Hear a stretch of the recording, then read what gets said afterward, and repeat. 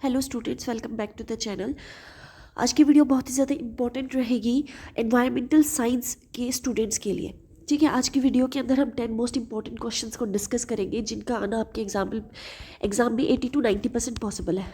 ठीक है, इन क्वेश्चंस को अगर आप पूरा देख लेते हो तो आपका 80 to 90% सिलेबस भी यहीं पे कवर हो जाएगा, क्योंकि हर यूनिट से हर चैप्टर से क्वेश्चंस को लिया गया है और ये कोई ऐसे ही कहीं से भी क्वेश्चंस नहीं उठाए गए हैं। ये आपके PYQs है, प्रीवियस ईयर क्वेश्चंस है जो बार बार रिपीट हुए हैं, उन सभी को कवर किया गया है। और कुछ ऐसे क्वेश्चंस भी हैं जो आ सकते हैं जिनका आना पॉसिबल है, वो सभी के सभी क्वेश्चंस इस वीडियो के अंदर मेंशन किए गए हैं। ठीक है, तो बहुत इंपॉर्टेंट होने वाला है ये वीडियो। जैसा आप सभी को पता है कि वीडियो के दौरान मैं आप सभी को एक गिव अवे ऑफर प्रोवाइड करती हूँ। गिव अवे ऑफर क्या रहेगा कि वीडियो के दौरान कहीं पर भी मैं शुरू से लेकर आखिरी तक आपसे 3 क्वेश्चंस पूछ सकती हूँ। जो भी स्टूडेंट इन 3 क्वेश्चंस का कमेंट सेक्शन में बिल्कुल सही जवाब देगा उनको ये फ्री ऑफ कॉस्ट नोट्स मिलने वाले हैं। लेकिन कंडीशन ये रहेगी कि सिर्फ 3 ही स्टूडेंट को ये नोट्स मिलेंगे फ्री ऑफ कॉस्ट, जिनको पैसा नहीं लगाना पड़ेगा। Only 3 students will be the winners. ठीक है, तो आप विनर्स को जाकर यानी कि जिनको फ्री ऑफ कॉस्ट नोट्स मिलेंगे, आप उनको व्हाट्सएप और टेलीग्राम चैनल पर जाकर विनर्स का नाम देख सकते हो, वहाँ पे अनाउंस किया जाएगा। और जो स्टूडेंट्स विनर्स नहीं हो पाएंगे, यानी कि जो टॉप 3 स्टूडेंट्स में नहीं आ पाएंगे, आप सबको ज़्यादा अपसेट होने की ज़रूरत नहीं है, क्योंकि आप सभी के लिए एक स्टूडेंट फ्रेंडली ऑफ़र लाया गया है। स्टूडेंट फ्रेंडली ऑफ़र क्या कहता है कि जब आप एक नोट्स किसी भी सब्जेक्ट का परचेज़ करना चाहते हैं तो आप 45 रुपीज़ पे करेंगे।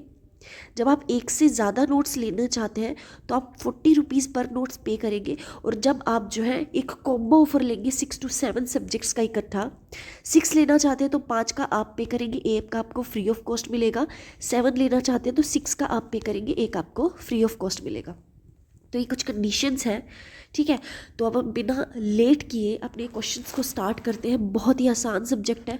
ठीक है, थोड़ा बहुत अगर आप इसके बारे में पढ़ लोगे, इस वीडियो को ही पूरा देख लोगे, तो मुझे नहीं लगता इससे ज़्यादा कुछ करने की नीड है आपको। ठीक है, बस वीडियो को पूरा देख लो, क्वेश्चंस को समझ लो। तो शुरू करते हैं। फर्स्ट क्वेश्चन है, explain the various stages of primary succession in the on barren rocky area और इन वाटर। बंजर पथरीले क्षेत्र या जल के प्राथमिक अनुक्रमण के विभिन्न चरणों की व्याख्या कीजिए। Explain the various stages of secondary succession in the forest ecosystem of fire and flood. आपको एक मैं बहुत ही अच्छा मेथड बता देती हूँ, दैट एक आंसर को आप 3 पार्ट्स के अंदर डिवाइड करके लिखते हो। आपने हर जगह पे देखा होगा दैट पहला रहेगा इंट्रोडक्शन। ठीक है, फिर आता है मेन बॉडी जिसके अंदर आप आंसर करते हो, और फिर आता है आपका कंक्लूजन। आप इसको डिवाइड कैसे करोगे? कंक्लूजन के अंदर आप लिखोगे जो आपको क्वेश्चन के बारे में जो भी पता है, जैसे बंदर पथरीले क्षेत्र कैसे होते हैं, ठीक है, प्राइमरी सक्सेशन क्या होता है, बैरन और रॉकी, बैरन रॉकी एरिया कहाँ पाया जाता है, जो भी आपको थोड़ा बहुत पता है उसे लिख दो एक्सप्लेन करके। और ये कम से कम आपका 1 पेज का होना चाहिए। ठीक है, मेन बॉडी ये तो रहेगा आपका परिचय। ठीक है, मेन बॉडी आपका मुख्य भाग के अंदर आप लिखेंगे, कम से कम 2 पेजेस का होना चाहिए। और इसके अंदर आप स्ट्रिक्टली आंसर लिखेंगे, कोई भी फालतू की बात आपने यहाँ पे नहीं लिखनी है। स्ट्रिक्टली जैसा सवाल पूछा गया है वैसा वैसा आपने जवाब देना है। कम से कम 2 होना चाहिए, बाकी आप 3 4 5 आप जैसा चाहो वैसा लिख सकते हो, but to the point answer को लिखना है, कोई फालतू बात आपने नहीं लिखनी है। कंक्लूजन के अंदर आप लिखेंगे कि आपने पूरे क्वेश्चन के अंदर क्या क्या डिस्क्राइब किया है। ठीक है, आप इसको पूरा डिस्क्राइब करेंगे। तो मैं आपको पहले ही बता देती हूँ दैट परिचय और निष्कर्ष यानी कि इंट्रोडक्शन और कंक्लूजन मैं आपको नहीं समझाऊंगी। यहाँ पे दिए गए, यहाँ से आप आइडिया ले सकते हो आप क्या डिस्क्राइब कर सकते हो। आपका मेन बॉडी मैं आपको अच्छे से समझा दूंगी। ठीक है, तो स्टार्ट करते हैं। तो हम मेन बॉडी से स्टार्ट करेंगे। Stages of ecological succession, pioneer stage या मुख्य भाग में हम पारिस्थितिक उत्तराधिकार के चरण यानी कि प्रारंभिक चरण को डिस्कस करेंगे। ठीक है, this is initial stage of succession. ये इनिशियल स्टेज होता है in primary succession. Pioneer species like lichen, Moses, algae and phytoplankton colonize and barren rocky surface on the water bodies. ये कुछ स्पीशीज़ होती हैं, जैसे लाइकेन, लाइकेन को Leach भी बोलते हैं अगर आपको पता हो तो, मोसिस एल्गी एंड फाइटोप्लैंक्टन, ये भी एक टाइप का वायरस होता है एल्गी जैसे की तरह, ठीक है। एंड इनके ऊपर जो है ये आ जाता है, या फिर वाटर बॉडीज़ के ऊपर। निर्जीविक चट्टान सतहों या जल निकायों के प्रारंभिक प्रजातियां जैसे शैलाव, काई और फफूंदी बस्ती है, इनके ऊपर फफूंदी यानी कि एल्गी होती है, ठीक है। हाँ जी। In secondary succession grasses, herbs, fast growing plants emerge from remaining seeds, roots और स्पोर्स आफ्टर द फायर और फ्लड। फ्लड या फिर फायर के बाद, जैसे पता है कि आपको ट्रॉपिकल रीजन्स के अंदर ऐसी चीज़ों का आना बहुत ही ज़्यादा वो फ्रीक्वेंटली आती रहती है। तो इनके आने के बाद ग्रासेस हो गई, घास हो गई, हर्ब्स हो गई, जड़ी बूटियाँ, ठीक है, ये सब जो है निकलती है धरती में से। विक्षिप्त क्षेत्रों या आग या बाढ़ के बाद घास, जड़ी बूटियाँ और तेज़ी से बढ़ने वाली पौधे बची हुई बीजों, जड़ों या बीजाणुओं से उगते हैं। Pioneer species help in soil formation, add organic matter and make the environment suitable for the other organisms. ये जो species होती हैं, जैसे algae हो गया, fungi हो गया, mosses हो गया, phytoplankton, ये सब जो है organic matter होता है जो आपकी soil को fertile बनाता है, ठीक है। और फिर जो है इनके अंदर से इन्वायरमेंटल ऑर्गेनिजम्स या फिर मतलब जैसे फसल होती है, इन सबको उपजाऊ बनाने के लिए ये चीज़ें काम आती हैं। ये प्रजातियां मिट्टी के निर्माण की मदद करती हैं, जैसे जैविक पदार्थ जोड़ती है और अन्य जीवों के लिए वातावरण को अनुकूल बनाती है। इंटरमीडिएट सीरियल स्टेजेस यानी कि मध्यवर्ती चरण। आफ्टर पियोनियर स्टेज क्या होता है? Initial stage, small plants are replaced by larger plants. छोटा जो पौधा है वो अब बड़ा पौधा बनने लग जाता है, ठीक है। In primary succession soil becomes deeper and supports grass, shrubs and small trees. अब वो जो सोइल है वो डीपर हो जाती है और घास को यानी कि जड़ों को, रूट्स को जो है वो सपोर्ट करने लग जाती है, जहाँ से बड़े पेड़ बनने लग जाते हैं। प्रारंभिक चरण के बाद छोटे पौधे बड़े पौधों की प्रतिस्थापित करते हैं। निर्जीव क्षेत्र में मिट्टी गहरी हो जाती है और घास झाड़ियों से छोटे वृक्ष उगते हैं। विकसित क्षेत्र से पहले से उपलब्ध अवर मिट्टी के कारण झाड़ियों या युवा वृक्ष तेजी से बढ़ते हैं। जैसे जैसे भोजन और आश्रय उपलब्ध होता है, पशु विविधता भी बढ़ती है कि जैसे जैसे घास उगेगी, ठीक है, तो हमारे क्या होंगे, जो हमारे हर्बीवोर्स एनिमल्स हैं वो आके घास खाना शुरू करेंगे। इस चरण से कई संक्रमणकालीन समुदाय की विकसित होती है। In secondary succession shrubs and young trees grow rapidly due to the already available fertile soil. अब क्योंकि फर्टाइल है सॉइल, फर्टाइल सॉइल का मतलब क्या होता है कि उसके अंदर मिनरल प्रेजेंट्स होते हैं और रूट्स इतनी गहरी हो जाती हैं कि वो ग्राउंड वाटर के एक्सेस में आ जाती है। तो वहाँ से क्या होगा, प्लांट्स जो वो रैपिडली यानी कि जल्दी जल्दी ग्रो करना स्टार्ट करेंगे। Animal diversity also increases as food and shelter becomes available. जैसे जैसे ये सब अवेलेबल होता है, फूड या फिर शेल्टर, तो वहाँ से क्या होगा, डाइवर्सिटी एनिमल्स यानी कि अलग अलग प्रकार के एनिमल्स आना स्टार्ट होंगे। देखो, पहले हर्बीवोर्स आएंगे, फिर घास खाना स्टार्ट करेंगे, फिर कार्निवोर्स आएंगे, फिर वो हर्बीवोर्स एनिमल्स को खाना स्टार्ट करेंगे। Several transitional communities develop during this stage. इस स्टेज के दौरान हमारा जो नेचुरल साइकिल है वो बनना स्टार्ट होता है, यानी कि हमारे सभी आने शुरू करते हैं। चरम चरण यानी कि climax stage. This is the final stage and stable stage of succession. ये एक फाइनल स्टेज है और ये सक्सेशन स्टेज है। यह है उत्तराधिकार का अंतिम और स्थिर चरण है। A well developed ecosystem with complex food chains and high biodiversity is formed. High biodiversity form होती है, एक विकसित परिस्थिति की तंत्र बनता है जिससे जटिल खाद्य श्रृंखलाएं और उच्च जैव विविधता होती है। In both primary and secondary succession the climax community depends on the climatic conditions of the region. यानी कि जो प्राइमरी और सेकेंडरी के अंदर यानी कि इनिशियल स्टेज और जो हमारी ग्रोइंग स्टेज है, द क्लाइमैक्स कम्युनिटी जो है वो डिपेंड करती है क्लाइमेट के ऊपर कि यहाँ पे क्लाइमेट एक बहुत बड़ा मैटर रोल करता है। जैसे फॉरेस्ट इन ह्यूमिड एरियाज़ के जो रीजन है वहाँ पर क्लाइमेट बहुत ज़्यादा मैटर करता है एक प्लांट को ग्रो करने के लिए। आपने देखा होगा ग्रीन हाउस के अंदर हमेशा जो है एक लाइट हमेशा लगा के रखी जाती है, येलो लाइट, ठीक है। वही सूरज की रोशनी को वैसी तो नहीं होती बट उसकी सिमिलर होती है।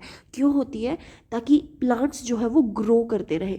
आपने देखा होगा दैट ग्रीन हाउस के अंदर हमेशा प्लांट्स ग्रो करते रहते हैं, दे डोंट स्टॉप। क्यों नहीं स्टॉप होते?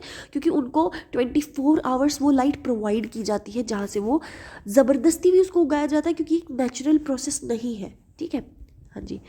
Ecosystem become self sustaining and remain stable unless the disturbed again. जब तक वो डिस्टर्ब नहीं होता तो हमारा इकोसिस्टम मेंटेन रहता है, यानी कि हमारी जो नेचुरल साइकिल है वो मेंटेन रहती है। Question 2. Explain the various dangers and problems associated with the lack of waste segregation and dumping of waste in landfills in urban areas. ये कह रहा है कि शहरी क्षेत्रों में कचरे के पृथक्करण की कमी और कचरे के लैंडफिल में डालने हुए जुड़े विभिन्न खतरों और समस्याओं की व्याख्या कीजिए। वेस्ट सेग्रीगेशन का क्या मतलब होता है कि वेस्ट को सेग्रीगेट किया जाता है सॉइल के अंदर। आपने देखा होगा दिल्ली में सबसे बड़ा वेस्ट का एक पूरा लैंड है, एक पूरा पहाड़ बना हुआ है, अगर आप में से किसी ने नोटिस किया होगा। रिवर्स के अंदर Yamuna is like it's basically a waste river we can say, ठीक है। तो वेस्ट सेग्रीगेट जिस तरीके से किया जाता है, सेग्रीगेट करना मतलब वेस्ट को यूज़फुल करना या फिर उसको एक ऐसी जगह पे डंप करना जहाँ पर वो नेचुरली चीज़ों को जो है खतरा ना पहुँचाए, ठीक है। And dumping waste in landfills in urban areas शहरों के अंदर जो वेस्ट है जब उसको ज़मीन के अंदर दबाया जाता है तो उसके क्या नुकसान होते हैं, ठीक है। Describe various ecological and social impacts of building dams के जो हमारी डैम बनाए जाते हैं उसका क्या क्या नुकसान होता है। मेन बॉडी से हम शुरुआत करेंगे, मुख्य भाग से। कचरे के पृथक्करण की कमी और लैंडफिल में धुलाई के कारण समस्याएं। A problem due to the lack of waste segregation and land dumping. Environmental pollution, mixed waste products leachate contaminating soil and ground water। Mixed waste का क्या मतलब है कि आपने देखा होगा that there is a dry waste, there is a wet waste भी होता है। एक हमारा होता है दैट प्लास्टिक होता है, दूसरा ग्लास होता है, अलग अलग टाइप का हमारा वेस्ट होता है, राइट। कभी कभी क्लॉथ भी होता है। तो जब इन सभी कचरों को एक साथ मिला दिया जाता है और सॉइल के अंदर दबाया जाता है तो हमारी सॉइल कंटामिनेटेड हो जाती है। कंटामिनेटेड का मतलब है वो ख़राब हो जाती है, ठीक है। और ग्राउंड वाटर भी हमारा बहुत ही ज़्यादा पॉल्यूटेड हो जाता है, क्योंकि जैसा आप सबको पता है इट टेक्स मिनिमम 200 ईयर्स एक जो है प्लास्टिक को वो करने के लिए प्रॉपरली उसका कि वो अच्छे से रीयूज़ हो सके, या पता नहीं क्या उसको कहते हैं, I don't remember the word, but कुछ तो होता है। आप सबको पता है तो आप कमेंट सेक्शन में लिख सकते हैं। पर्यावरण प्रदूषण, मिश्रित कचरा आलमीय जल या निर्माण करता है जो मिट्टी और भूजल को दूषित करता है। प्लास्टिक और जैव अपरिघटनीय नए होने वाला कचरा भूमि और जल को प्रदूषित करता है। प्लास्टिक एंड नॉन बायोडिग्रेडेबल, उसको जो वेस्ट को बायोडिग्रेड होने के लिए 200 साल लग जाते हैं, ऐसा मिनिमम माना गया है, ठीक है। कितना ट्रू है ये हमें नहीं पता है। तो जो नॉन बायोडिग्रेडेबल वेस्ट है यानी कि जो कचरा नेचुरली जो है डिकम्पोज नहीं हो पाता है, वो क्या करेगा, वो हमारी लैंड को पोल्यूट करेगा और हमारे वाटर को पोल्यूट करेगा, ठीक है। जैविक अपशिष्ट के निकलने वाला मीथेन वायु प्रदूषण और जलवायु परिवर्तन में योगदान करता है। Methane emission from organic waste contribution to air pollution and climate change आज के टाइम पे एक बहुत बड़ा रीज़न है पोल्यूशन का, और वहाँ से एयर पोल्यूशन भी बहुत ज़्यादा होता है।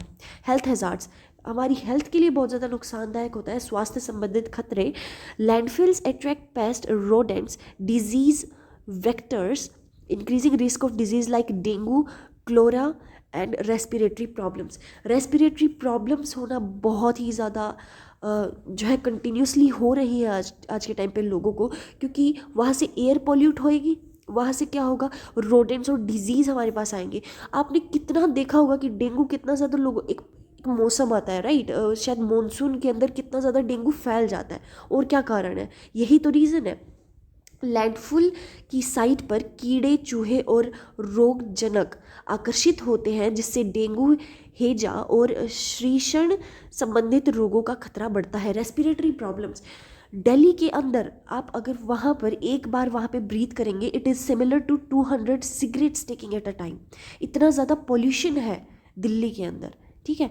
तो this is what is called urban area, जहाँ पर unsegregated biochemical and chemical waste can directly harm humans and animals। जो यहाँ पर इन्होंने मीथेन एक बहुत बड़ा एक एग्जाम्पल बताया है, एंड इट इज़, ये सबसे बड़ा रीज़न है हमारा पोल्यूशन का। अनसेग्रीगेटेड यानी कि जो हमारा बायोडिग्रेड नहीं हो पाता, जो हमारा वेस्ट है, बायोमेडिकल और केमिकल वेस्ट। केमिकल वेस्ट यानी कि जो केमिकल्स हमारे जो फैक्ट्रीज हैं वाटर के अंदर छोड़ती हैं, जो मीथेन या फिर और भी बहुत सारे गैसेस हैं जिनको एनवायरनमेंट के अंदर छोड़ा जाता है, उनका ह्यूमंस पर और एनिमल्स पर बहुत ही बड़ा असर पड़ता है, ठीक है, क्योंकि बहुत ज़्यादा हार्मफुल गैसेस वहाँ से निकलती हैं। ओके, रिसोर्स वेस्टेज यानी कि संसाधनों की बर्बादी, पुनः उपयोग योग्य और पुनर्चक्रण, पता नहीं क्या है, आई डोंट नो, पुनर्चक्रण जो भी है, ये योग्य सामग्री लैंडफिल में दबी रहती है, जिससे संसाधनों की दक्षता कम होती है। Yes, what it means to say is resource wastage, recyclable and reusable material get burned in landfills and reducing resource efficiency। जो रिसाइकल हम प्रोडक्ट्स कर सकते हैं, जिन चीज़ों को हम रिसाइकल कर सकते हैं उनको जलाया जाता है लैंडफिल्स के अंदर। रिड्यूसिंग रिसोर्स एफिशिएंसी, जहाँ पर हम रिसोर्सेज की एफिशिएंसी ख़त्म हो जाती है, उन्हीं चीज़ को दोबारा डेवलप किया जाएगा। एंड इट इज़ एंटायरली, मतलब हम एनवायरनमेंट को ही बेसिकली अपने वेस्ट पहुँचा देते हैं। उनमें से एक सबसे बड़ा एग्जांपल है फॉइल पेपर। आपने देखा होगा जिस चीज़ के अंदर आपके घर में खाना पैक किया जाता है, first of all it is very harmful, skip it if you can. और अगर ये नहीं भी होता तो ये बायोडिग्रेडेबल होता है, ठीक है। तो ये जो है दोबारा नहीं, बायोडिग्रेडेबल नहीं होता, ये रिसाइकलेबल होता है, इसको रिसाइकल किया जाता है।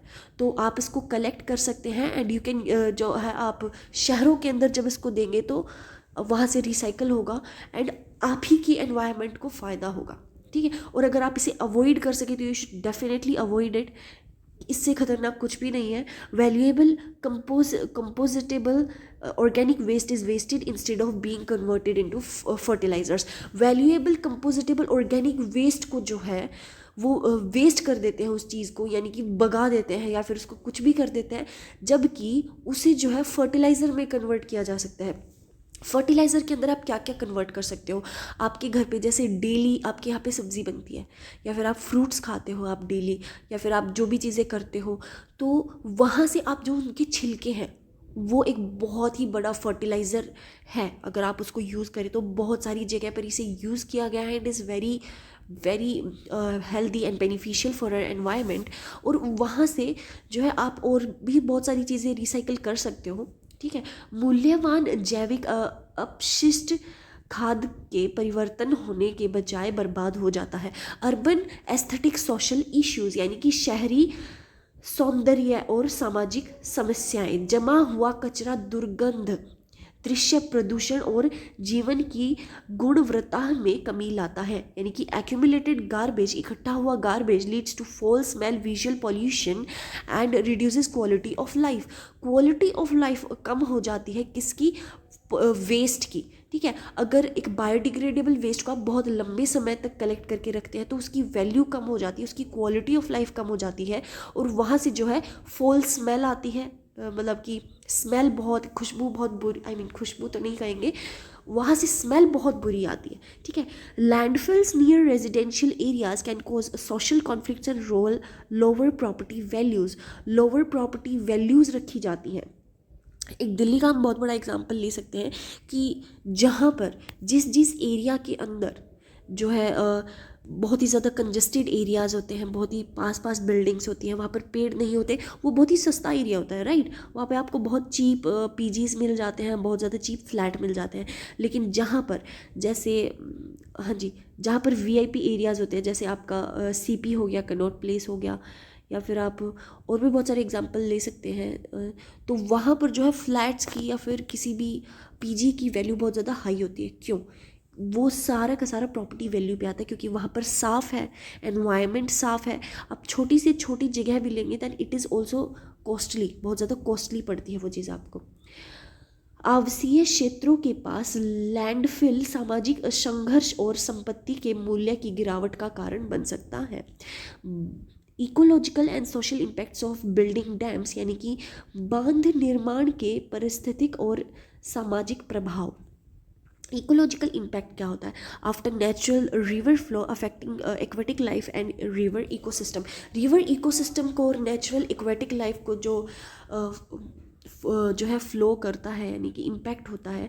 पारिस्थितिक प्रभाव, प्राकृतिक नदी प्रभाव में परिवर्तन, जिससे परिवर्तन आना, यानी कि उसके अंदर कुछ चेंजेस आना, जिससे जलीय जीवन और नदी पारिस्थितिक प्रभावित होती हैं। Submergence of forest and wildlife habitats leads to a loss of biodiversity, can cause soil erosion and sedimentation downstream। यानी कि बांध के नीचे मिट्टी का कटाव और तलछट जमाव हो सकता है। जंगल में वन्य जीव निवास स्थल डूबने से जैव विविधता की हानि होती है। ठीक है। सोशल इम्पैक्ट्स क्या रहेंगे? Displacement of local communities and loss of livelihood particular for farmers and fisher folks. जो लोकल कम्युनिटीज़ को रिप्लेस किया जाता है और वहाँ पर डैम्स अगर बिल्ड किए जाएं तो वहाँ से लाइवलीहुड में प्रॉब्लम आती है, लोगों को माइग्रेट करना पड़ता है। और फार्मर्स और फिशर फॉक्स के लिए, फार्मर्स के लिए एक बहुत ही ज़्यादा नुकसान होता है, क्योंकि फर्टाइल लैंड को भी कभी कभी ले लिया जाता है उसके काम के लिए। सामाजिक प्रभाव क्या रहेंगे? स्थानीय सूक्ष्म जलवायु और प्राकृतिक संबंधों की उपलब्धता में परिवर्तन, क्षेत्रों के बीच जल वितरण को लेकर संभावित संघर्ष। ठीक है। हाँ जी, थर्ड क्वेश्चन पे चलते हैं। Differentiate between nuclear power plant and thermal power plant. Discuss the impacts of nuclear power disaster with relevant to the case studies. परमाणु ऊर्जा संयंत्र और तापीय ऊर्जा संयंत्र में अंतर स्पष्ट कीजिए। प्रासंगिक केस स्टडी के साथ परमाणु संयंत्र दुर्घटना और प्रभावों पर चर्चा कीजिए। Differentiate between renewable and non renewable energy source, critically examine the opportunities and challenges in the utilising renewable energy resources for electricity production. बहुत ही अच्छा क्वेश्चन है। ठीक है। और ये ये इंपॉर्टेंट क्वेश्चन है, इंपॉर्टेंट क्वेश्चन में भी ये इंपॉर्टेंट क्वेश्चन है। ठीक है, तो इसको ध्यान से देखना है आपने। मेन बॉडी से हम स्टार्ट करेंगे। Nuclear power plant versus thermal power plant, यानी कि निभिकीय विद्युत संयंत्र बनाम ऊष्मीय विद्युत संयंत्र। Source of energy, nuclear plant use nuclear fission of uranium and plutonium. Uranium और प्लूटोनियम का यूज़ किया जाता है nuclear, wait a second, source of energy क्या होता है? सोर्स ऑफ एनर्जी होता है आपका यूरेनियम एंड प्लूटोनियम। नाभिकीय संयंत्र यूरेनियम व या प्लूटोनियम के नाभिकीय विखंडन से ऊर्जा प्राप्त करते हैं। Thermal plants use combustion of fossil fuel. जो थर्मल प्लांट्स है उसके अंदर मतलब कि कंबशन, यानी कि कहीं कहीं पर मिला के इन चीज़ों को यूज़ किया जाता है, जैसे coal, oil and natural gas. Natural gases जो आपकी होती हैं। ऊष्मीय संयंत्र कोयला, तेल या प्राकृतिक गैस जैसे जीवाश्म ईंधन के दहन से ऊर्जा प्राप्त करते हैं। एनर्जी एफिशिएंसी, यानी कि ऊर्जा दक्षता। Nuclear plant produces large energy from small amount of fuel. थोड़ी अमाउंट के फ्यूल में बहुत ज़्यादा एनर्जी ये प्रोवाइड कर सकते हैं। निभिकीय संयंत्र कम ईंधन में अधिक ऊर्जा उत्पन्न करते हैं।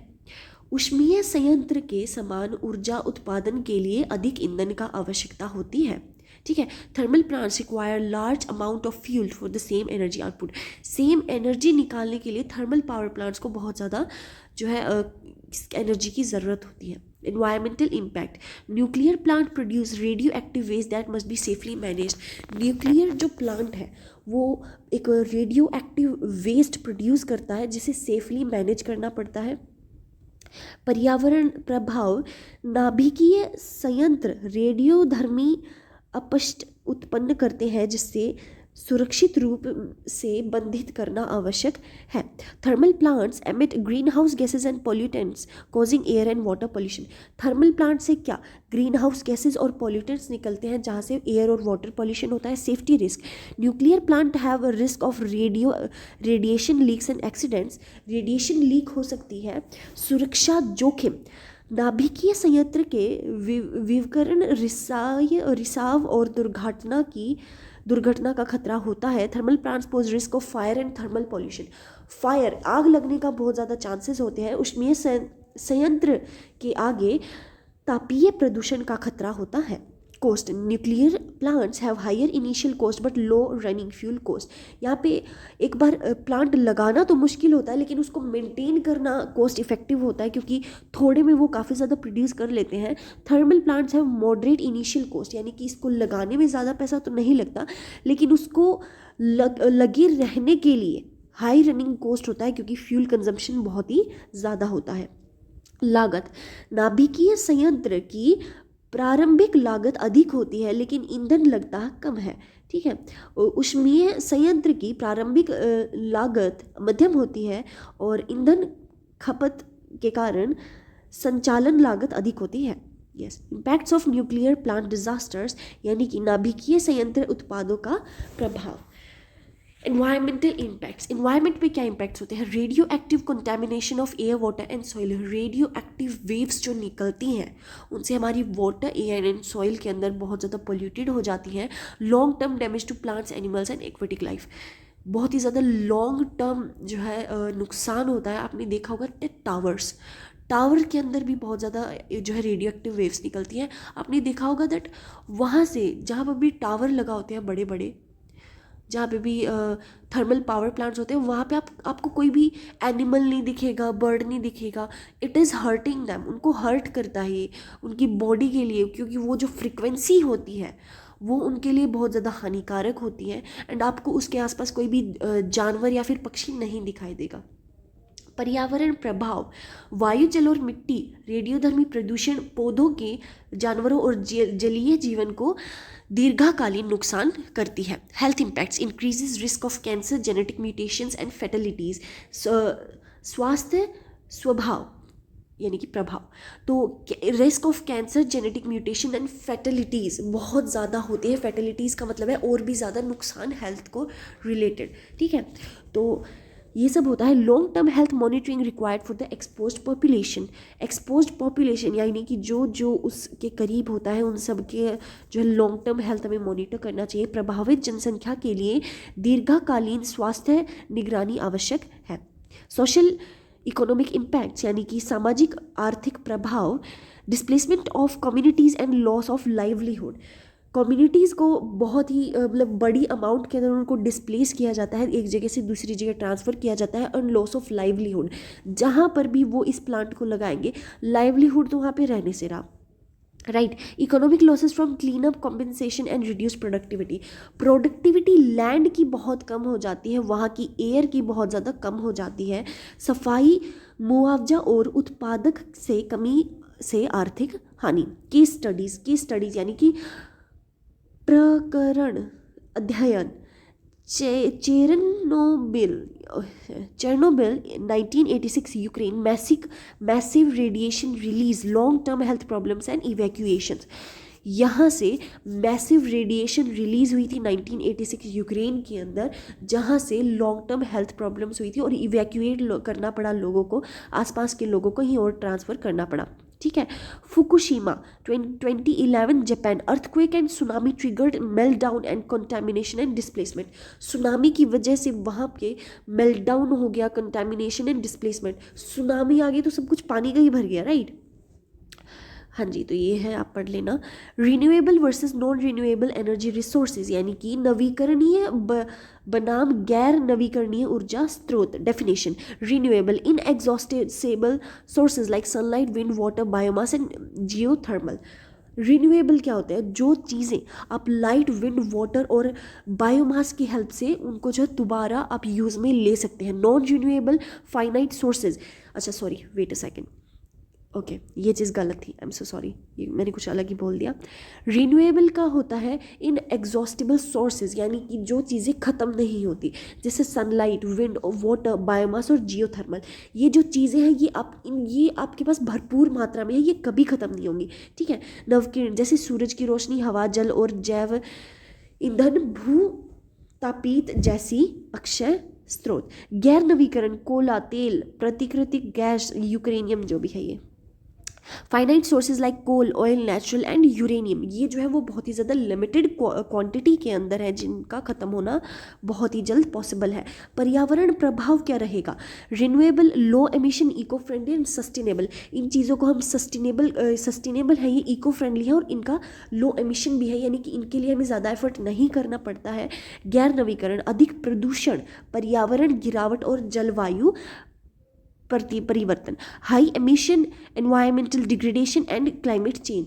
क्लाइमेट चेंज बहुत ज़्यादा होता है, आपने देखा होगा दैट व्हेन वी एक्सट्रैक्ट कोल और एनी गोल्ड, और जब हम कोल को या फिर पेट्रोलियम को हम एक्सट्रैक्ट करते हैं तो बहुत ही ज़्यादा हार्मफुल गैसेज रिलीज़ होती हैं वहाँ से। आसपास के एनवायरनमेंट, यानी कि आसपास के 5 से 10 किलोमीटर के एरिया को भी वो कवर कर लेते हैं। It is very harmful for them. Availability and sustainability, उपलब्धता और स्थिरता। दीर्घकालीन स्थिति लेकिन उत्पादन कभी कभी अस्थिर, यानी कि sustainable long term but output में भी इंटरमिटेंट। सस्टेनेबल जो है लॉन्ग टर्म के लिए होती है, लेकिन उनका आउटपुट कभी कभी अलग हो जाता है। नॉन रिन्यूएबल फाइनाइट होती है, कॉजेज डिप्लेशन ऑफ रिसोर्सेज, और वहाँ से रिसोर्सेज भी कम होती है और आप अपनी एनवायरनमेंट को भी नुकसान पहुँचाते हो, ठीक है। हाँ जी, opportunities of renewable energy, clean electricity production, आप बिजली बना सकते हो। Reduces dependence on fossil fuels यानी कि कोल, पेट्रोलियम, इन सब के ऊपर आपका जो डिपेंडेंस है वो कम हो जाता है। Support sustainable development and energy security.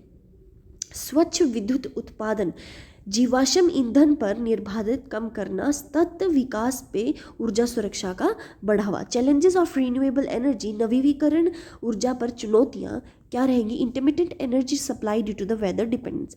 High installation cost, इसकी इंस्टॉलेशन कॉस्ट बहुत ज़्यादा होती है। Storage and grid integration difficulties, मतलब कि स्टोरेज करने की जो इनकी डिफ़िकल्टीज़ हैं वो बहुत ज़्यादा होती हैं। उच्च स्थापन लागत, भंडारण और ग्रिड एकीकरण में कठिनाई, ठीक है। फोर्थ क्वेश्चन है, uncontrolled population growth and unregulated consumption pattern are biggest reasons for the unprecedented exploitation of natural resources, justify this with relevant examples. बहुत ही अच्छा क्वेश्चन है, आप प्लीज़ ये क्वेश्चन पढ़ लेना। I don't have energy for this, no sorry, I have energy but it is difficult. हाँ, मैं आपको आंसर प्रॉपर पढ़ा दूँगी। तो ये क्वेश्चन क्या कहता है कि जब पॉपुलेशन ग्रोथ बहुत ज़्यादा हो जाती है, पॉपुलेशन जब लोग बहुत ज़्यादा होते हैं और अनरेगुलेटेड कंजम्पशन पैटर्न का मतलब है कि आप रिसोर्सेज को यूज़ किए जा रहे हो, आप लिमिट नहीं देख रहे कि कितना हमें करना चाहिए, बट आप उसको बिना किसी लिमिट के यूज़ किए जा रहे हो। तो ये एक सबसे बड़ा रीज़न है unprecedented exploitation of natural resources, और इसी की वजह से जो नेचुरल रिसोर्सेज हैं वो बहुत जल्दी जल्दी कम हो रही हैं। Is it true? ट्रू तो ये है। कैसे है मैं आपको बताती हूँ। दैट पर्सन, एक इंसान को एक घर चाहिए रहता है, but a rich person what will he do, he will purchase 5 to 10 houses.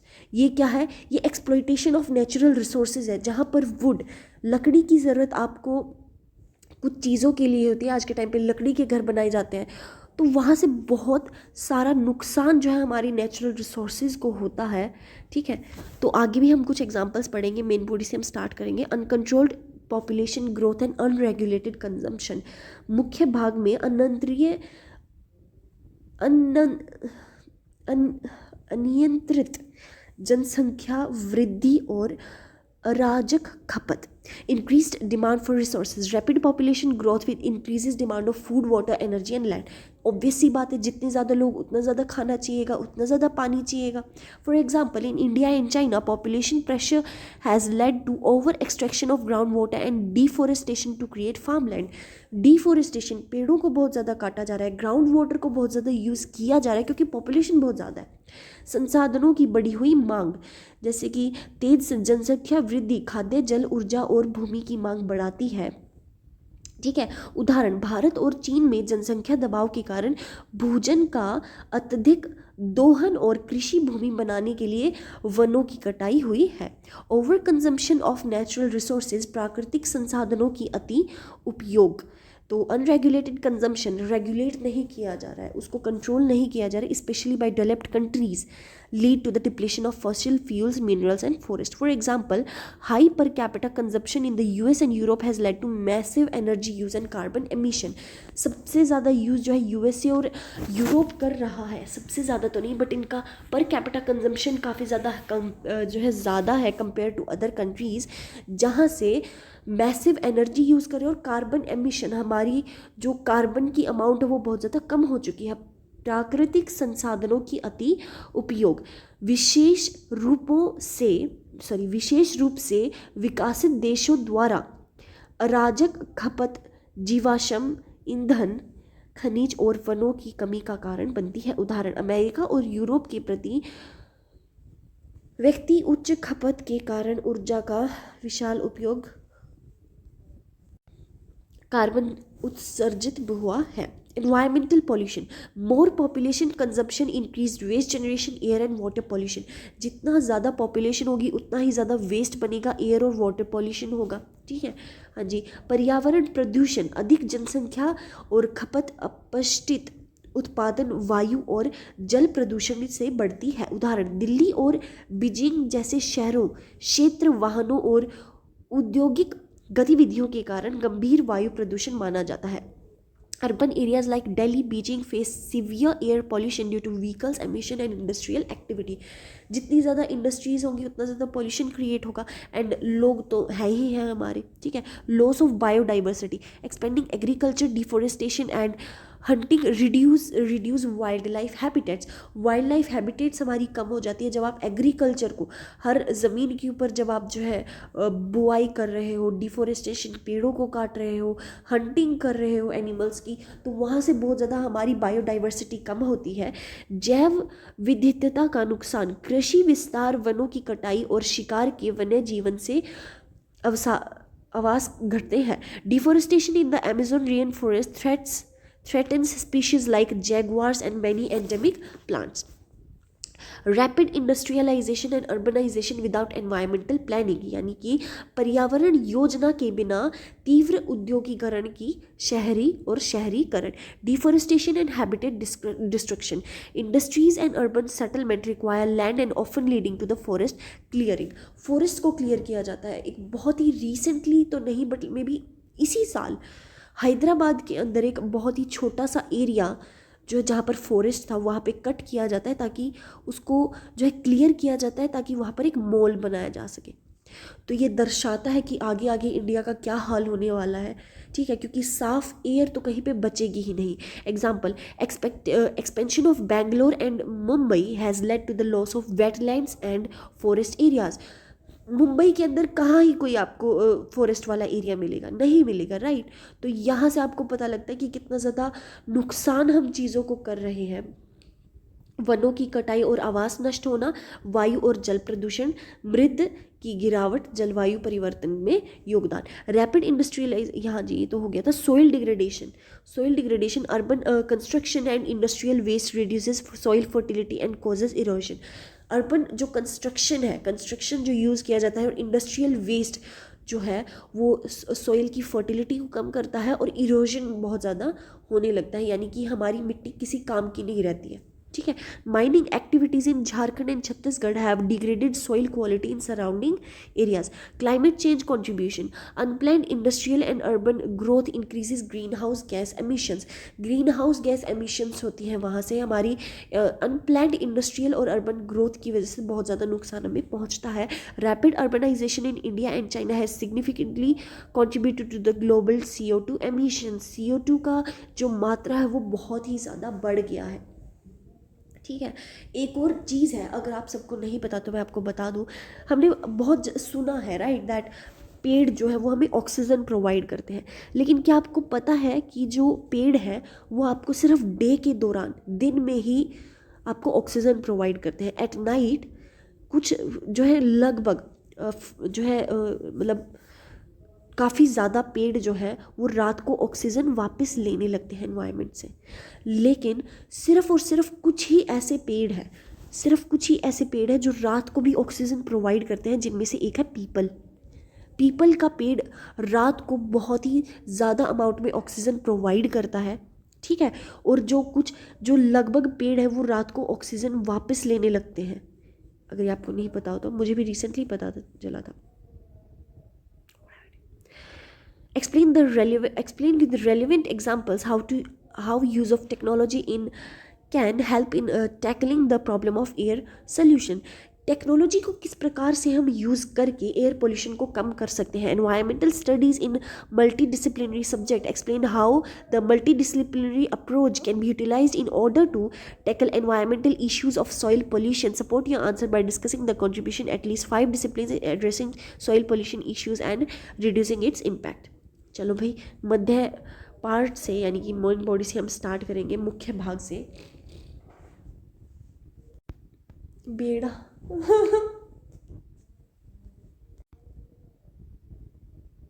हाँ जी।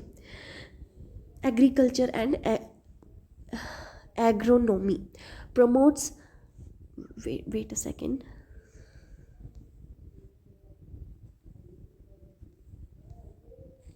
हाँ जी, हमने ये चीज़ें कवर की हैं। Air quality monitoring system, emission control technologies, renewable energy, cleaner fuels, predictive modelling, ये सब हमने क्लियर कर लिया था right. Environmental science, chemistry, agriculture, हाँ जी हम यहाँ पे थे, एग्रीकल्चर एंड एग्रोनॉमी। ठीक है, यानी कि कृषि और कृषि विज्ञान। Promote sustainable farming practices like crop rotation, organic fertilization and reduced chemicals to use prevent soil degradation. Soil degradation को बचाने के लिए बहुत सारी प्रैक्टिसेस बताई गई, जैसे फार्मर्स को क्रॉप रोटेशन बताया गया कि आप हर साल सेम क्रॉप्स को रिपीट ना करके अलग अलग क्रॉप्स को रिपीट करो। जैसे अगर शुगर केन हार्वेस्टिंग हुआ है, वीट उगाया है, तो नेक्स्ट टाइम आपको राइस या फिर कभी कॉर्न, इन सब की चीज़ों का जो है हार्वेस्ट अगर आप करेंगे तो वहाँ से हमारी सॉइल की फर्टिलिटी को मेंटेन किया जा सकता है।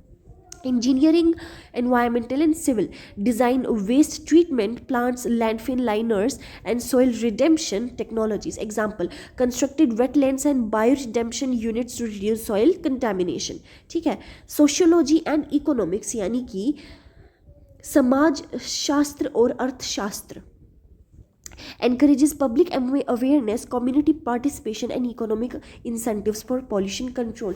pollution control के लिए पब्लिक को अवेयर किया जाता है, what are the किन किन चीज़ों को यूज़ किया जा सकता है। educating farmers about compositing and subsidies for eco-friendly fertilizers. eco-friendly fertilizers को यूज़ करने के लिए उनको सब्सिडीज़ भी प्रोवाइड की जाती है। 6 क्वेश्चन क्या पूछ रहा है, वायु प्रदूषण कण पदार्थ के स्रोतों और स्वास्थ्य पर डालने वाले प्रभावों का चर्चा कीजिए। Discuss the source and health impacts of particulate matter as air pollutant. Discuss the source and adverse effect of sulphur dioxide as an air pollutant.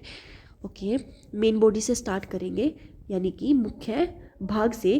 कणीय पदार्थ यानी कि particulate matter. Source of PM, dust storms होना। Dust storms आपने देखा होगा ना कि वो डस्ट का जो भूचाल आता है, volcanic eruptions and sea spray होना। ठीक है, जैसे धूल भरी आंधियाँ, ज्वालामुखी विस्फोट, समुद्री बूंदे और पराग। इन चीज़ों को आने से जो है वो ये सोर्सेज होते हैं जहाँ से ये चीज़ें आती हैं। मानवीय स्रोत क्या होते हैं, ह्यूमन मेड रिसोर्सेज क्या होते हैं। Industrial emissions from factories and power plant से जो और इंडस्ट्री से जो वेस्ट निकलता है, vehicle exhaust and specially diesel engine यानी कि कार के अंदर जो वेस्ट निकलता है, डीजल की वजह से जो वेस्ट निकलता है वो construction activities, mining and burning of biomass और फॉसिल फ्यूल्स का, या फिर बायोमास को जब आप बर्न करते हो तो उससे क्या क्या इफेक्ट आता है, ठीक है। हेल्थ इम्पैक्ट्स ऑफ पीएम, अब इसके हेल्थ इम्पैक्ट्स यानी कि पीएम के स्वास्थ्य प्रभाव क्या रहेंगे। श्वसन रोग यानी कि respiratory diseases, PM can penetrate deep into the lungs causing asthma, bronchitis, chronic obstructive pulmonary disease. सांस लेने वाली बहुत सारी तकलीफें होती हैं, वो आपको हो सकती हैं। कार्डियोवास्कुलर प्रॉब्लम्स यानी कि long term exposure increases a risk of heart attack, strokes and hypertension. बहुत ज़्यादा लंबे टाइम तक जब आप इन चीज़ों के करीब रहते हैं तो आपको लॉन्ग टर्म डिजीज़ हो सकती हैं, हृदय रोग हो सकता है, कैंसर रिस्क हो सकता है। Fine particulate matter PM2.5 may carry carcinogenic chemicals, increasing lung cancer risk.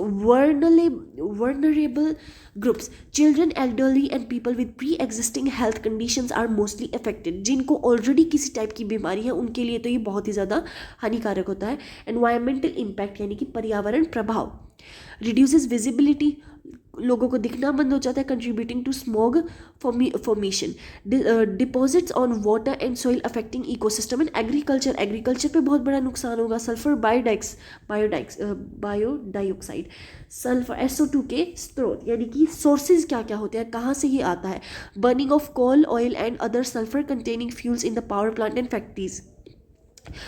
कोयले को या फिर ऑयल को जब आप जलाते हैं, आपने देखा होगा कि आज भी बहुत सारी ट्रेन जो है वो कोल से चलती हैं हमारे, तो वो वहाँ से सल्फ़र प्रोड्यूस होगा। जब आप ऑयल्स को यूज़ करते हैं तो यहाँ से सल्फ़र गैस रिलीज़ होती है। Vehicle emission, diesel and petrol vehicle contribute small amount, इनकी वजह से भी आता है, ठीक है। हाँ जी, वाहनों का उत्सर्जन, ठीक है। हाँ जी, नेचुरल रिसोर्सेज क्या होते हैं, वोल्केनिक विस्फोट हो जाएगा, इरप्शंस हो जाएगा, decaying organic matter. Adverse effects of SO2, respiratory issues, irritates the Airways, causes coughing, wheezing and shortness of breath, aggravation of asthma. Asthma को इसका एक करेक्ट प्रोनाउंसिएशन एजमा भी होता है, ठीक है। High concentration worsen asthma, asthma ही बोलेंगे, ठीक है। Other lung diseases, acid rain formation, SO2 reacts with water in the atmosphere to form sulfuric acid leading to the soil and water acidification and damage the crops and aquatic life को एक बहुत बड़ा नुकसान पहुंचता है SO2 की वजह से। आपने देखा होगा कि हमारा जो ताजमहल है वो वाइट से अब थोड़ा थोड़ा येलोइश हो गया है, क्यों? सल्फर रेन की वजह से हुआ है, ठीक है। तो सल्फर जो है वो बहुत ही ज़्यादा नुकसान करता है। Environment degradation causes corrosion of buildings, monuments and mental structure. देखो अभी आया था, ये कोरोजन करता है बिल्डिंग्स का और मेटल स्ट्रक्चर्स का, ठीक है। कंक्लूजन आई होप आप कर लेंगे। 7वें क्वेश्चन पे चलते हैं।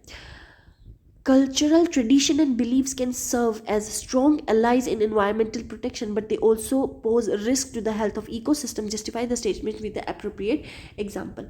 हाँ जी, ये क्या कह रहा है कि हमारी जो कल्चरल ट्रेडिशंस है और बिलीव्स है, हमारा जो मानना है वो एक स्ट्रॉन्ग एलाइज तो है एनवायरमेंटल प्रोटेक्शन के लिए, हमारे पर्यावरण को बचाने के लिए बहुत एक अच्छा संसाधन तो है, लेकिन ये हमारे इकोसिस्टम की हेल्थ के लिए थोड़ा बहुत नुकसानदायक भी हो सकता है। ये ऐसा क्वेश्चन का मानना है। क्या चीज़ सही है गलत वो हम यहाँ पर डिस्कस करेंगे। मुख्य भाग से शुरू करेंगे। सांस्कृतिक परंपरा और पर्यावरण संरक्षण यानी कि cultural traditions and environmental protection. Traditions supporting environmental protection. Sacred groves. In India, parts of Africa, certain forest patches are considered sacred and are protected from logging, preserving and biodiversity. India और Africa के कुछ parts में जो forests हैं, जो जंगल हैं, उनको sacred माना जाता है और उनको जो है प्रिजर्विंग बायोडाइवर्सिटी यानी कि जानवरों को बचाने के लिए आज भी उनको वैसे का वैसा रखा गया है, ठीक है। हाँ जी, Taboos on hunting. Some indigenous communities avoid hunting certain species, helping maintain ecological balance. Ecological balance के लिए कुछ जो है स्पीशीज को हंट करना बिल्कुल ही प्रोहिबिट किया जा चुका है, ताकि उनको ना मारा जाए और बायोडाइवर्सिटी को हम बचा सकें। ठीक है। वृक्ष रोपण के रिवाज, ritual promoting tree planting, planting trees during festival और religious events contribute to the afforestation. Afforestation को हम बहुत ज़्यादा प्रमोट करते हैं। आपने इंडिया के काफ़ी पार्ट्स के अंदर देखा होगा दैट रिलीजन के अकॉर्डिंग वो पेड़ को बोते हैं। ठीक है, कुछ कुछ ऐसे फेस्टिवल्स होते हैं जिनके अंदर पेड़ को बोया जाता है, तो ये हमारी एफोरेस्टेशन को बहुत ज़्यादा प्रमोट करता है। हाँ जी। Traditions posing risk to ecosystem. अब वो कौन से ट्रेडिशंस हैं जिनकी वजह से हमारे रिस्क जो हो रहा है हमारी इकोसिस्टम को, अत्यधिक धार्मिक अनुष्ठान यानी कि excessive ritual practices, large scale immersion of ideals in reverse during festivals. Ganesh Chaturthi in India introduces pollutants like paints, metal and plastic into the water bodies. ये एक बहुत अच्छा एग्जाम्पल है। गणेश चतुर्थी के टाइम पे आपने देखा होगा, अदरवाइज और भी बहुत सारे टाइम होते हैं, जैसे आपने देखा होगा दैट कुछ लोग खाना भी डालते हैं रिवर में। I have seen it. I don't know क्या उनका ट्रेडिशन होता है दैट गंगा मैया को हमें खाना खिलाना है। भाई वो रिवर है, आप उसको पोल्यूट कर रहे हो। ठीक है, तो ये कुछ ट्रेडिशंस हैं जो बहुत ही ज़्यादा हानिकारक होते हैं। Over grazing due to the cultural practices in some pastoral communities, traditional livestocks grazes exceeds carrying capacity, causing soil erosion and vegetation loss. जो है वहाँ पर इतना ज़्यादा एग्रीकल्चर उगाया जाता है, एक चीज़ पे एक ही बार बार वो उगाए जा रहे हैं, वहाँ से वेजिटेशन लॉस होता है और आपका सॉइल इरोजन भी होने लगता है। असंतत संग्रहण यानी कि unsustainable harvesting. Some rituals require collecting specific plant और wildlife threatening their population. अब कुछ रेयर चीज़ें होती हैं और कुछ ट्रेडिशंस कहते हैं कि उन्हीं चीज़ों को लेकर आओ, तो उनकी पॉपुलेशन बहुत ज़्यादा कम हो जाती है। लैंडफिल्स एंड देयर इम्पैक्ट यानी कि लैंडफिल और उनके प्रभाव। लैंडफिल की परिभाषा, definition of landfills are designated sites where solid waste is buried under soil or disposal। ज़मीन के नीचे कचरे को दबाया जाता है। ठीक है। Adverse impacts of landfills, environmental impact, leachate from waste contaminates soil and groundwater। Obvious सी बात है। Methane emission contributes to greenhouse gas causing climate change। Methane जो निकलता है वो बहुत ही ज़्यादा क्लाइमेट को हमारी असर करता है। Landfill destroys natural habitats and reduces biodiversity. इंसानों पर क्या असर पड़ेगा? हाँ जी, हाँ, exposure to toxic gases and contaminated water increase health risk. खराब पानी को लोगे तो हेल्थ रिस्क तो बढ़ेगा ही।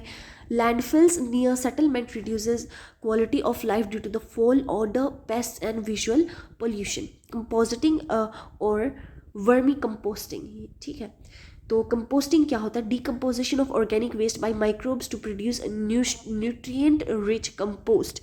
Benefits, reduces landfill load, enriches soil fertility and decreases chemical fertiliser use. Chemical fertilisers आपको कम यूज़ करनी होती है और आपकी जो ज़मीन है उसका उपजाऊपन भी बढ़ जाता है।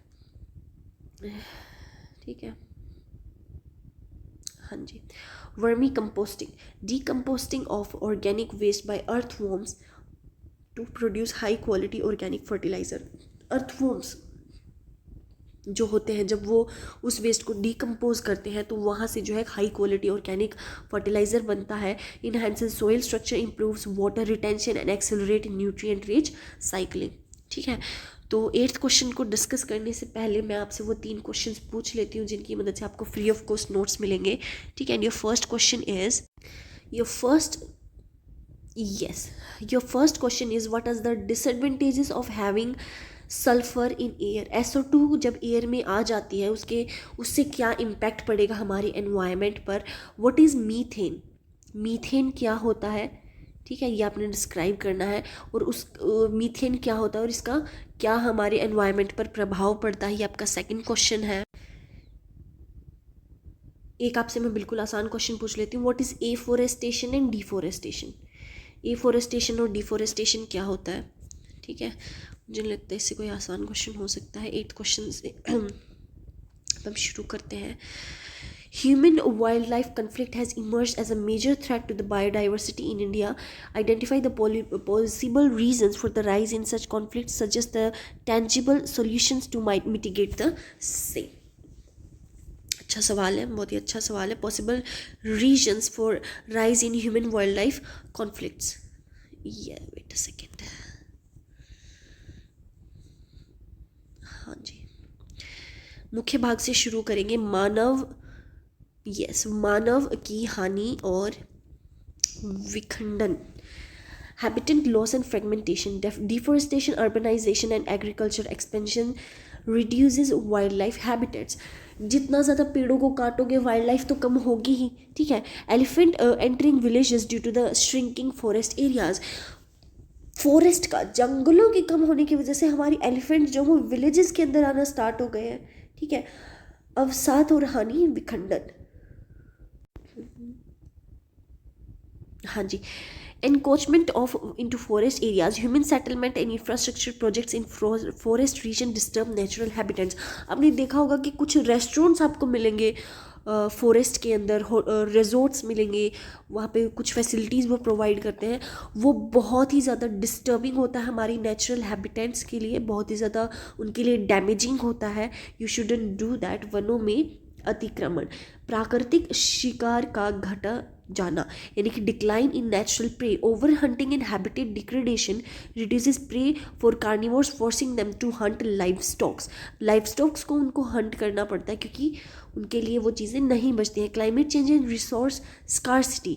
Alternated rain patterns and droughts force animals to search for food and water near human settlement. Drought आने लग जाता है, सूखापन आ जाता है, तो वहाँ से क्या फिर एनिमल्स को फोर्स किया जाता है, उनको एक तरीके से वो ज़बरदस्ती हो रही है, इसीलिए तो वो इंसानों के पास आ रहे हैं. अनप्लैन्ड डेवलपमेंट प्रोजेक्ट्स, यानी कि road, railways and industrial fragmentation, habitats increasing encounters with wild life. अब जब जंगल के पास आप कोई भी चीज़ बनाने जाएंगे, आप कुछ भी अपना रेलवे स्टेशन बना रहे हो, आप जो भी कर रहे हो, तो वो तो उनके लिए बहुत ही ज़्यादा एनकाउंटर तो आप फिर करेंगे ही, right. Tangible solutions to mitigate human wildlife conflicts. कैसे हम ह्यूमन और वाइल्ड लाइफ को प्रिजर्व कर सकते हैं बिना इनके बीच में कोई भी कॉन्फ्लिक्ट हुए. Habitat restoration and protection. Reforestation, wildlife corridors and protected areas to provide sufficient habitat. यानी कि रिफॉरेस्टेशन हमें करना चाहिए, जंगलों को वापस लेके आना चाहिए, वाइल्ड लाइफ कॉरिडोर्स हमें बनानी चाहिए, protected areas to provide sufficient habitat, ठीक है. Community participation and awareness, educate local communities about wildlife behavior and safe practices.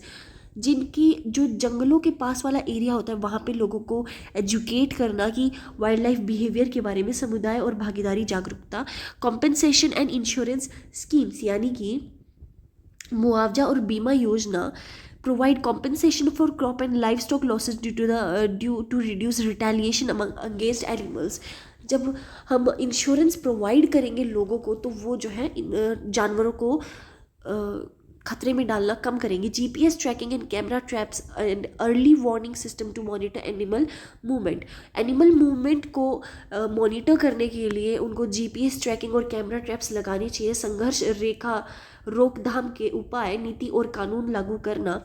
Conflict prevention measures, electric fences, watch towers and buffer zones between human settlement and forest. इंसानों और forest के बीच में कुछ एक zone होना चाहिए, एक एरिया होना चाहिए जहाँ पर ये वॉच टॉवर्स लगाने जाने चाहिए. Policy and law enforcement. Strengthen wildlife and protection laws enforcing zoning regulations to prevent encroachment. Straight, true or false. कौन सी चीज़ें सही हैं, कौन सी चीज़ें हाँ गलत है. तो हाँ जी, शुरू करेंगे. या वेट सेकेंड, यहीं से लिख देते हैं. ये तो बहुत ही अच्छा क्वेश्चन आया हुआ है. The concept of biodiversity hotspot was introduced by Norman Myers. ये ट्रू है, नॉर्मन मायर्स ने ही इसको इंट्रोड्यूस किया था. Norman Myers in 1988 introduce the concept of identity regions with high species richness and significant threat of habit loss. ठीक है, यहाँ से भी कर देते हैं. हाँ जी, ओके. सेकंड क्वेश्चन पे आते हैं. Okay, Montreal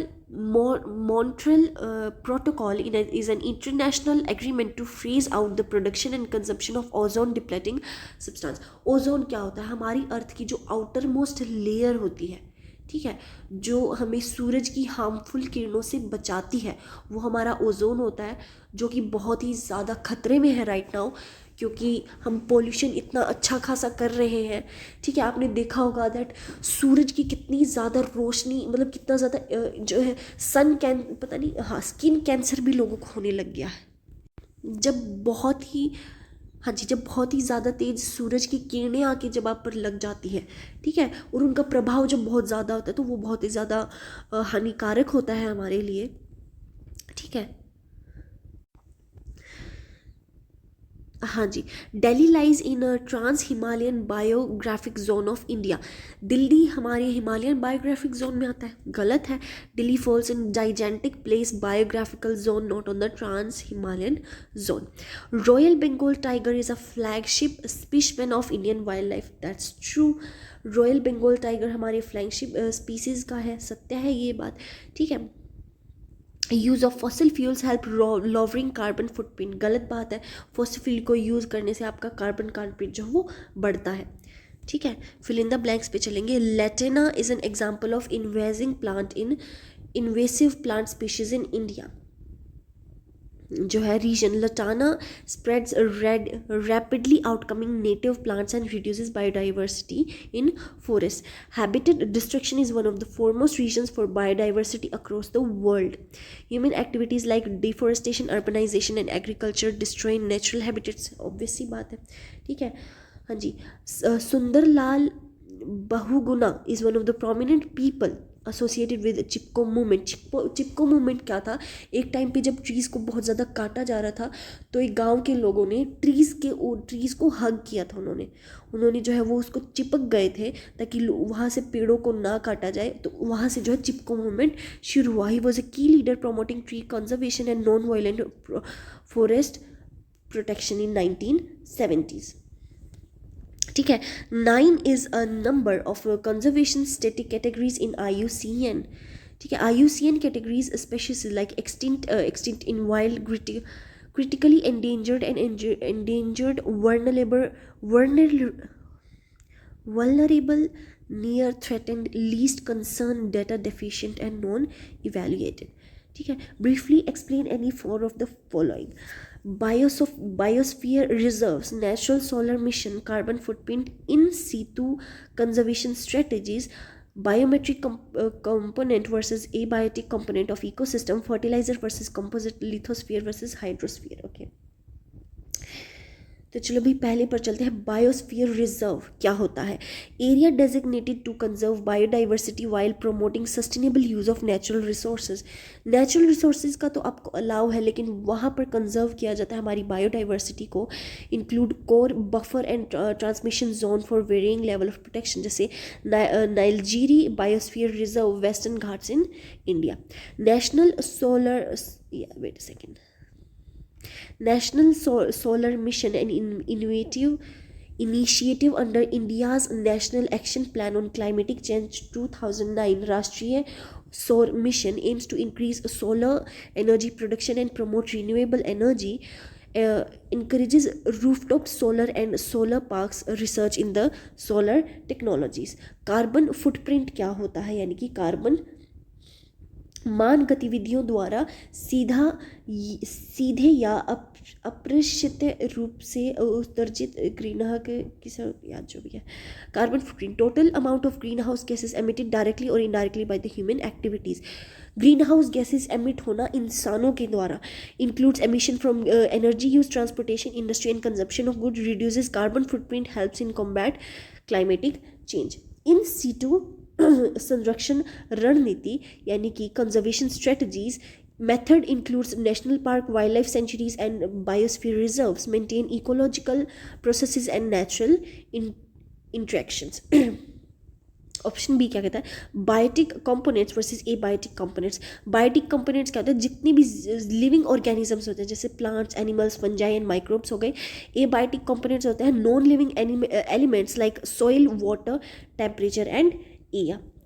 fertilisers versus compost, यानी कि fertilizer chemical substances providing nutrients for plants growth and may harm soil health if over used.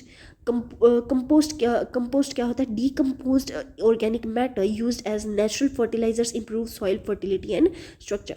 Lithosphere और हाइड्रोस्फीयर क्या होता है? यानी कि लिथोस्फीयर और बनाम hydrosphere. Lithosphere the earth's solid outer layer including rock solid, ये आउटर लेयर होती है अर्थ की जो रॉक और सॉलिड से बनी होती है। Hydrosphere all water on earth including ocean, river, lakes, ground water and glaciers.